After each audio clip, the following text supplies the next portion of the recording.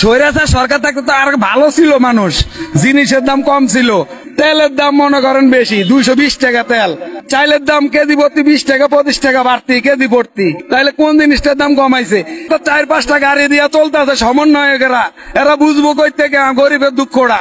এরা রিক্সা ভাড়া দিতে পারে নাই, এখন মনে করেন এরা 4-5টা প্রাইভেট গাড়ি দিয়া চলতেছে। হ্যাঁ, কত বড় সুখ, কষ্ট তো হইলো জনগণের, লাভ হয়েছে সমন্বয়ক। দোলাইবার চক্করটা এটা কোটি কোটি টাকা দিয়া, জনগণের টাকা দিয়ে, বাপের টাকা দিয়া চক্কর করছে। এই দেখো বোল্ডেজার দিয়া দেন চক্করটা ভাঙ্গা ভালাইতেছে, এটা কার টাকা? আমগো টাকা, জনগণের টাকা, অগো টাকা।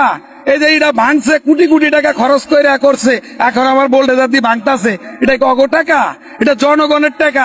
তাহলে লাভ হয়েছে কি? ওই সরকারে করছে, এই সরকার ভাঙতাছে, তাহলে দেবা বললে তো দেশ, তাহলে তো পুরো চাঙ্গে। সাধারণ জনগণ চাইতেছে দেশে শান্তি, এটা তো শান্তি না। বোল্ডেজার লাগাইয়া বাড়ি ঘর ভাঙ্গি, এটা কি শান্তি?